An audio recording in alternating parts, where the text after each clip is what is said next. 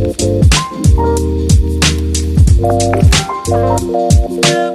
Everyone, welcome back to my YouTube channel. This is Sejal Dubey and आज की video में I will be sharing with you guys my skin transformation journey. ये video बनाने का मेरा सिर्फ एक मोटिव है कि मैं लोगों की हेल्प कर सकूं।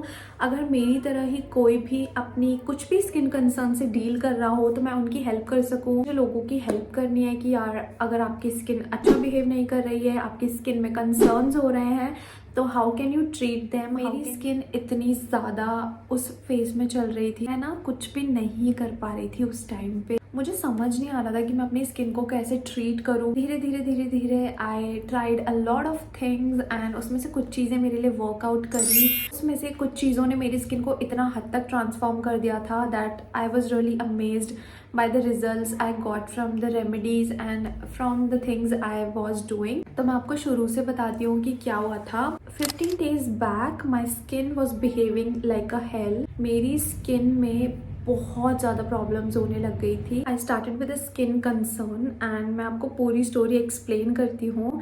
आई रियली डोंट नो कि मुझे ये स्किन कंसर्न किस चीज़ की वजह से हुआ था। एक दिन I was just randomly shooting. अगर आप मेरी रेगुलर ऑडियंस हो तो आपको पता होगा कि मैंने एक Korean skin care face mask पे वीडियो अपलोड की थी। वो वीडियो शूट करने के बाद I started feeling something very different for my skin. मेरी स्किन बहुत ज़्यादा वियर्ड फील करने लग गई थी। That was the starting point. मुझे उस दिन रियलाइज नहीं हुआ था कि मुझे हो क्या रहा है। My skin has started to feel like very dry. Usually मेरी ऑयली स्किन है बट पता नहीं क्यों वो एकदम ड्राई फॉर्म में कन्वर्ट हो गई थी। मेरे को इतनी ज़्यादा इचिंग होने लग गई थी कि मेरे को ऐसा लग रहा था पता नहीं क्या है, अंदर कुछ मुझे ना काट रहा है या फिर कुछ ऐसा कुछ फील होने लग गया था मुझे। And I was very helpless क्योंकि मुझे समझ नहीं आ रहा था कि मैं करूँ क्या। वो फर्स्ट डे था जब मेरे को थोड़ा सा अपनी स्किन में अनकंफर्टेबल लगा। उस दिन मैंने इतना ध्यान नहीं दिया था क्योंकि आई थॉट कि maybe from the weather change या फिर कोई और रीज़न की वजह से हो सकता है। उस चीज़ को सोच के मैं रात को सो गई थी। I didn't really thought about it कि क्या होगा क्या नहीं।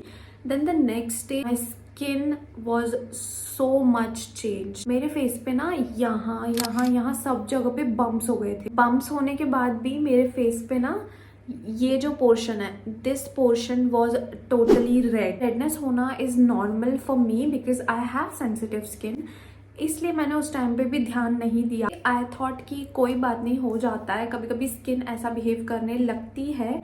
बट ये चीज़ मेरे लिए बहुत ज़्यादा न्यू थी। कभी भी अपनी स्किन पे इतना इंटेंस इशू नहीं देखा है या फिर इतना इंटेंस कंसर्न नहीं देखा है। I have been very consistent with my skin care. I have been very sincere about it. मैंने अपना स्किन केयर हमेशा रिलीजियसली फॉलो किया। बट जब मैं थर्ड डे सुबह उठी, मेरी स्किन उससे भी ज़्यादा डैमेज्ड फील होने लग गई थी। ऐसा लग रहा था that my skin is stretching from inside and बाहर से भी इट फील्स। जब मैं इसे टच करती थी ना अपनी स्किन को, आई फेल्ट लाइक पता नहीं क्या इतना हार्ड है।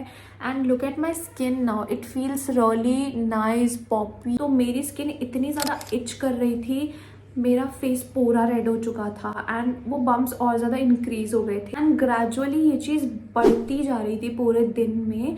एंड आई थॉट कि यार अब इसको सीरियसली लेना ही पड़ेगा। But at the same time मुझे किसी भी डर्मैट को कंसल्ट नहीं करना था। I am not disrespecting any डर्मैट और एनी डॉक्टर हियर, क्योंकि that was my personal opinion कि मैं अभी डर्मैट को कंसल्ट नहीं करना चाहती हूँ। तो इतने टाइम से स्किन केयर करने के बाद I think I have a lot of knowledge to treat my skin concerns.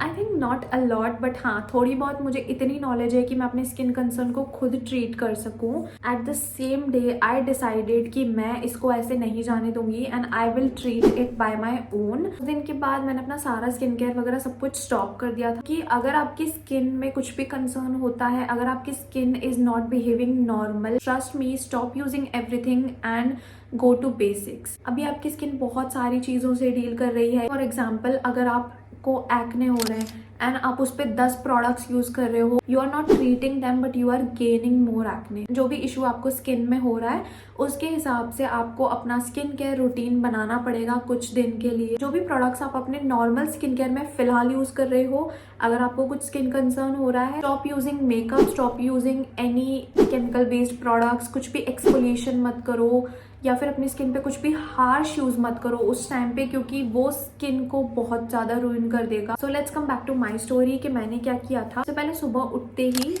Rice water से अपना फेस वॉश करती थी। Just the plain rice water, आपको रात को राइस को गला के रख देना है एंड उसका जो पानी है उसको स्ट्रेन करके एंड उससे आपको अपना फेस वॉश करना है। सबसे पहला स्टेप मेरे स्किन केयर रूटीन का जब मैं सुबह उठती थी यही होता था। सेकेंड स्टेप सुबह, दोपहर में एंड शाम को मैं एक स्टेप फॉलो करती थी, दैट वाज फेस मास्क। मेरी स्किन पे कंसर्न्स क्या थे? बम्प्स हो रहे थे, मुझे रेडनेस हो रही थी and my skin was feeling very itchy. उसके हिसाब से मैंने अपना फेस मास्क एंड पूरा स्किन केयर रूटीन प्लान किया था। I used to take some yogurt in a bowl and उसमें मैं 1 टेबलस्पून ग्राम फ्लोर डाल देती थी। अब ये फेस मास्क मेरी स्किन कंसर्न के लिए कैसे बेटर हुआ? ग्राम फ्लोर जो होता है उसमें ऐसी प्रॉपर्टीज होती हैं कि वो आपके बम्प्स को क्लियर करता है। अगर आपकी ऑयली स्किन है उसको वो ठीक करता है, आपके पोर्स को क्लीन करता है। Yogurt soothes your skin, it calms your skin. And अभी मेरी स्किन पे इचीनेस हो रही थी, रेडनेस हो रही थी, तो वो मेरे को रियली बहुत ज़्यादा हेल्प करता। इसलिए मैंने अपनी स्किन कंसर्न के हिसाब से इंग्रेडिएंट्स चूज़ किए थे, पूरा रिसर्च करने के बाद कि मैं क्या इंग्रेडिएंट्स यूज़ कर सकती हूँ, क्या नहीं कर सकती, क्या मुझे अपनी स्किन पे अप्लाई करना चाहिए, क्या नहीं करना चाहिए। इनिशियली मैंने इसको थ्राइस अ डे किया था and gradually I just decreased the quantity. फिर मैंने इसको 1 दिन में 2 बार ट्राई करना स्टार्ट कर दिया। धीरे धीरे मैंने वंस मतलब अभी जैसे अगर मैं बताऊं, अभी भी मेरी स्किन 90% हील हुई है, इट्स रिमेनिंग 10%। अभी भी जस्ट मैं रिकॉर्ड करने से पहले इस फेस मास्क को अप्लाई करके आई हूँ। कुछ दिनों तक मैं इसको वंस अ डे अप्लाई करूंगी। एक और स्टेप मैंने फॉलो किया था, थर्ड स्टेप, जो कि था मॉइस्चराइजेशन। मैं हमेशा से एलोवेरा जेल यूज करती हूँ क्योंकि I have oily skin. As I have mentioned कि मेरी स्किन बहुत ज़्यादा ड्राई फील हो रही थी, दैट यूजुअली मेरी नहीं होती है। बहुत ज़्यादा सॉफ्ट एंड सपल स्किन मेरी अब फील हो रही है इतना सब करने के बाद। मैंने मॉइस्चराइजेशन के लिए एलोवेरा जेल में ग्लिसरीन मिक्स करी। Glycerine is such an amazing ingredient. अगर आप लोगों की ड्राई स्किन है तो glycerine is a must have